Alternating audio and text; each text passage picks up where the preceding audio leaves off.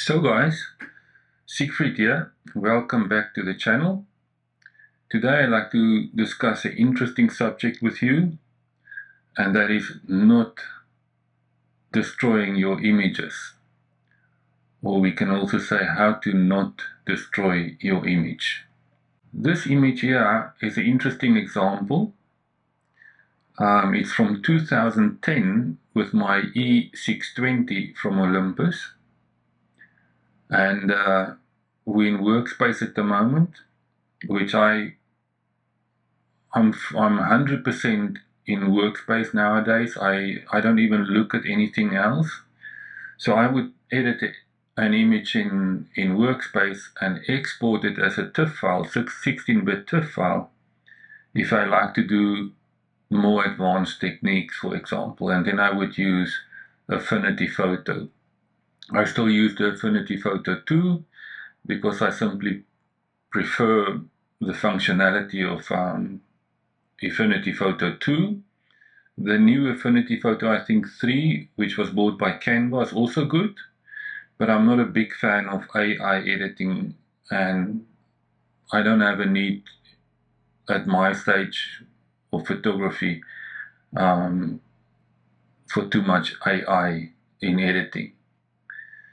So one of the issues I really battled with when I was younger, 10 years back, 16 years back now, is I could never get the images to look like I envisaged them, so like the scene looked to me in real life.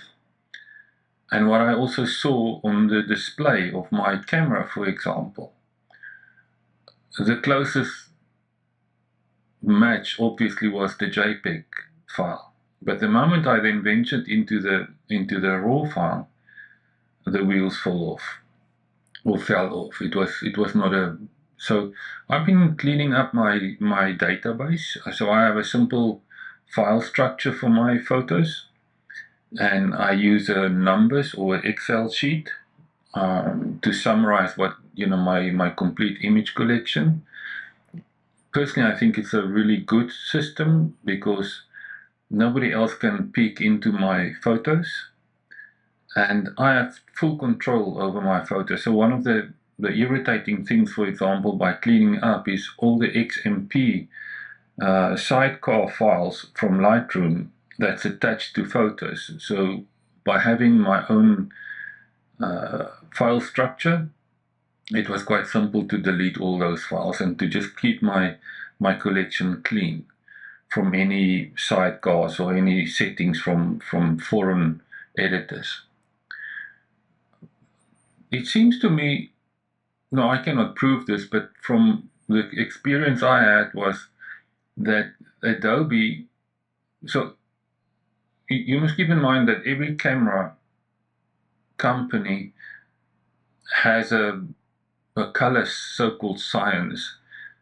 The formula or the software that they use to convert the raw data into a Canon image or Olympus image or a Sony image, and each company has a proprietary software or firmware that sort of also signifies their images. So Canon is known for Canon colors. So is Olympus known for Olympus colors, for example. And it's also interesting when you go back and look a little bit in, historically. Olympus has built film cameras for years. I think they've got a history of 100 years before they sold to OM System. And they partnered with Kodak to create their software to do the raw conversion from the sensor. Fuji obviously has their own history of film photography or creating film stock, and they use that knowledge for their proprietary software in their cameras. Canon, I'm not aware if Canon, they never sold films, but they, like Olympus, they had a long history of building cameras, manufacturing cameras, and and they took their knowledge, the knowledge that they had, and they did a very good job. I personally really like the Canon colors.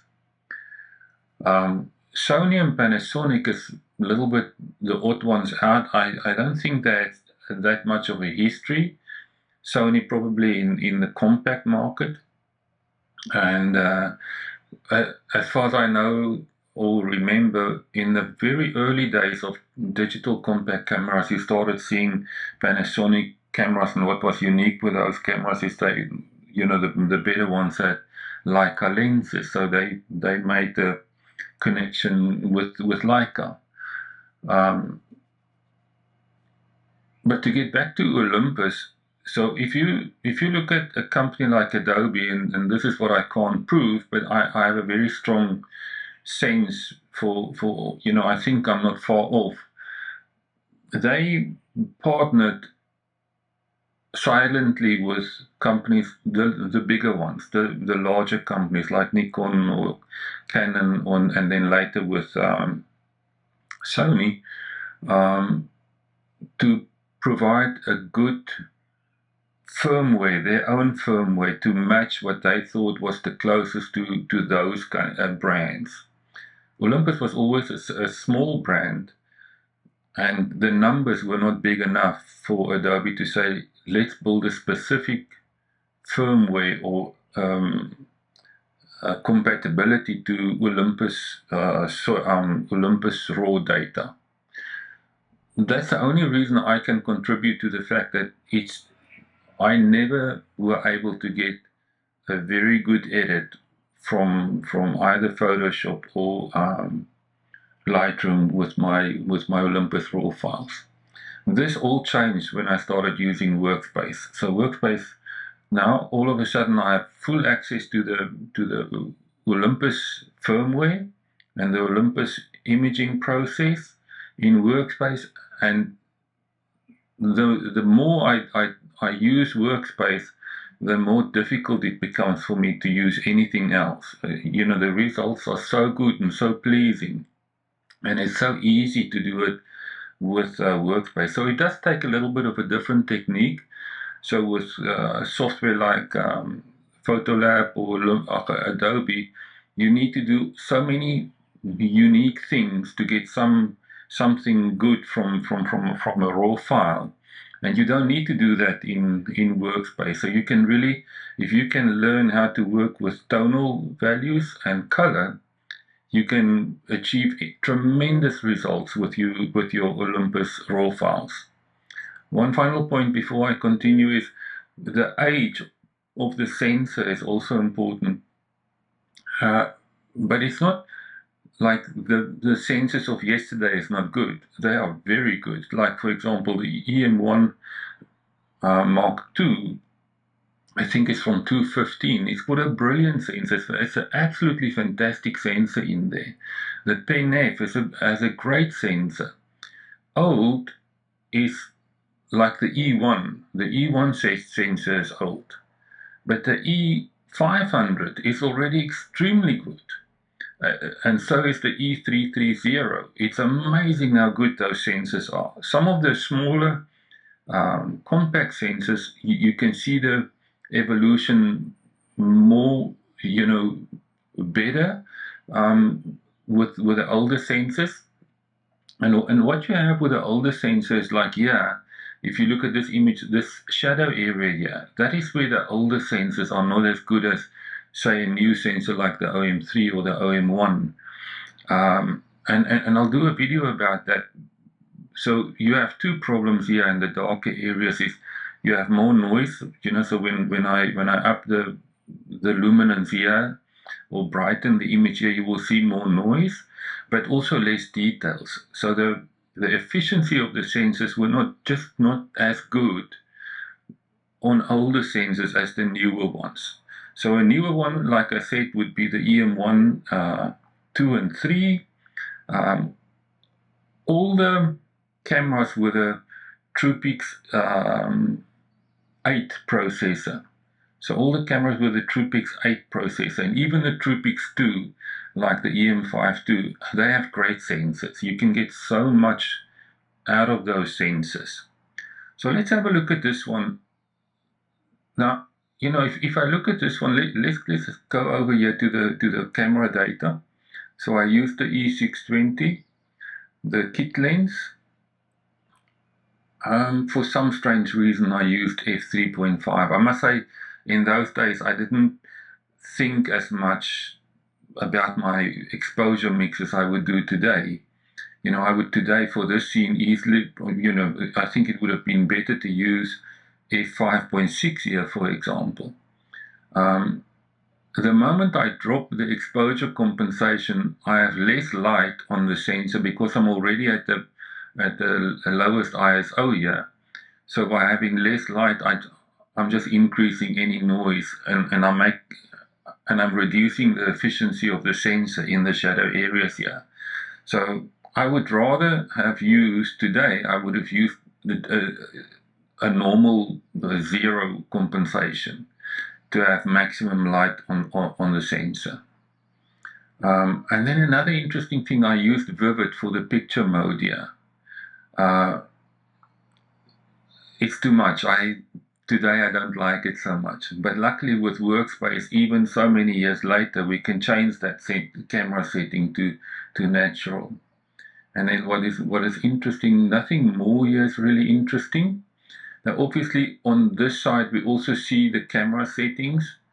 So the color space in the camera was RGB, the Vivid again there. The gradation was set to normal. And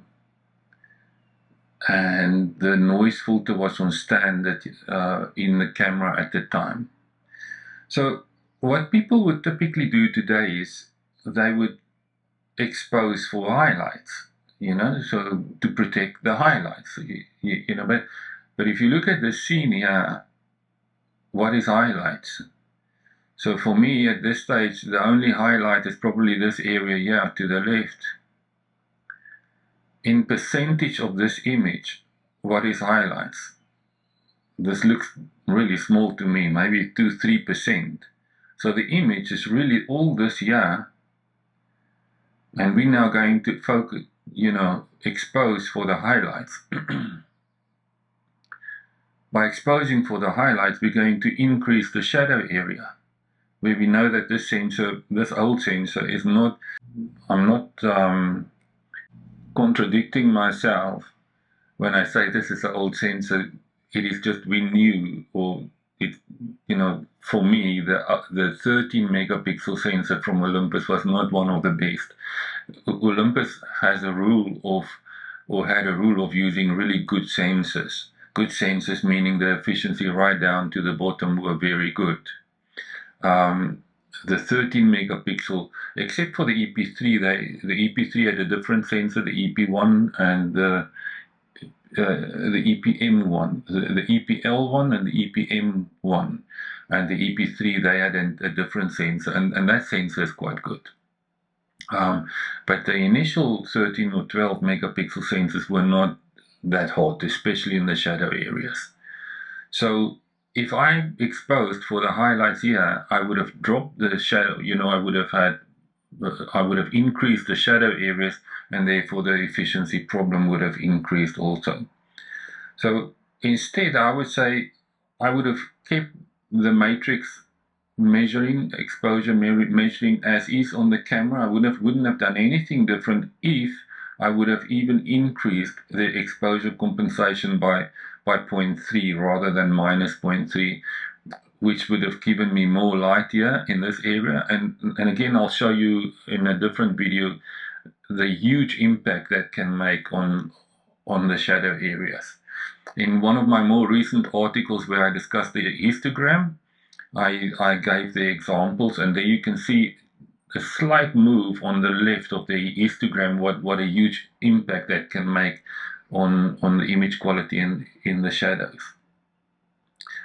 So I would leave it as is. I would not do anything. I'm not going to expose for the highlights, but let's assume we would. Then typically one would now go down here with exposure compensation as we start editing, because we need to protect the highlights. and I would say go down, maybe a little bit too much, but I'm watching the histogram at the top here, and I'm making sure everything is right. Wow, I have a bit of a blue tint in the sky here. Fantastic, I'm doing a great job here. This is wonderful. And then, as you know, this year is the camera white balance reading. I prefer the camera white balance reading. I would not change anything here because I want to stay within the camera setting here. I would accept the color space. I personally prefer the RGB, but I would change back to natural here, so that's not so overwhelming in color, you can see. Now, okay, so the PC updated. The gradation, I would take a chance and go for auto gradation. So the E620 already had auto gradation. That will give me a little bit more information here in the shadow areas. Well, that's okay. I leave it as is. Now this camera haven't had highlight shadow adjustment, this part of tonal adjustments. So remember, we now in the third phase. The first phase is exposure. The second one is building the image, right down to this section here. So I'm building the image data. Now we're going to tonal adjustments. We have that. We used it now. We don't have this like with newer cameras. So in some of the newer cameras, I can only adjust the highlight shadows, or like in this example, I cannot use highlight shadows. Then I would use the exposure compensation in combination with the curve function to control my gamma curve. But focusing only on this area here now, I would do my I don't see a need for anything else, so I would do my normal S-curve. In one of the videos, I did it the wrong way around. So when you see it in one of my videos, just remember I mentioned it here. So the shadows is going back, which I like. The natural, this is maybe more a natural view of what the scene looked like. It was a little darker here. I can specifically remember that. And then I want to move on to one of my favorite settings, the +5 for clarity. And then the noise, I always take this off. Now, on an older sensor like this, I might keep it on because you might have color problems here, but because the visibility is still low, I'm okay with that. And I'm even going to take a chance to lower the noise filter, not to brush off any details. So I want to keep it as detailed as possible for this area also here. And then I would do an unsharp mask. There's nothing big about this edit. So I would do an unsharp mask. I would do one click more there. And that's basically the image. So now we edited the image. Now the mistake we made, or the mistake I made, is I focused on the highlights here. So there's a number of mistakes Olympus photographers make today because we are influenced by social media. So for example, many Olympus photographers or Micro Four Thirds photographers will never go above 5.6, f5.6 because of the so-called diffraction problem on these cameras. I'll talk about it in more detail one day, but please believe me, that's really a bunch of nonsense. Get to know your camera and use f8 or even f11 if you need be. Remember, we have a two-stop advantage over full-frame cameras in depth of field. Now, I can only imagine that, if Olympus photographer use f8, then the full-frame guy needs to use f16 if we're living in an equivalent world, which is also nonsense. So the best alternative If I was a full frame guy, I would tell them, hey, you have a diffraction problem at f8, don't use it, go down to f5.6, then I only have to use f11, you know. Another problem, so-called problem we have is highlight, or we don't have enough dynamic range. But it depends on what you focus on with your image here. So even this image, I can allow more light in this area here, it's clear. If you look at this image here, one of the things about tonal adjustments and color adjustments is I can highlight specific areas in the image without the need of masking. So I can edit specific parts of the image. Now what was nice about this image originally, and the reason I took the image, was the sun coming through here on the autumn leaves and the play of light and colors. That was what fascinated me with this shot here, and that's why I took the image. But I basically killed the image by focusing on the highlights here. Now just look, keep your eye on this area here, this darker red, and also this area here. So each step, I take this negative exposure compensation back to 0. Look what happens to those areas. Okay, so you need to look at the wheel. My PC is a little slower than some of the later species. Another one. And I'm going to take it right to 0. And all of a sudden this image comes to life. So the play of light in this area here is totally different, and it's not a problem in this area here for highlights either. But look at the leaves, they're coming to life here. It looks so much better than by dimming, by suppressing everything down to a so-called acceptable social media level. And I'm going to do many more short examples like this on playing with light to show you how we can bring images back to life. Look at the bottom here. Look at these leaves here and the sun playing on them. All of a sudden, this complete image is coming back to life. It's you know, I find it fascinating every time I do this simple exercise. And I have to hold myself back so often not to kill the highlight areas by pulling back. You know, so what people would do is they will pull back the highlights here completely to the left side just to recover the so-called recover the highlights, and it's not necessary. It brightens the image. It gives life to the image. The moment we allow the sun or those areas, the reason we took the photograph. So okay guys, this is all for today. In my next video, which will be in a few days, we're going to do a color profile, or it will be all about color, and I think it will be a very interesting video for those interested in color profiles, or those with the OM3, the EP7, or a PenF. So don't miss the next video. Thank you guys. Bye.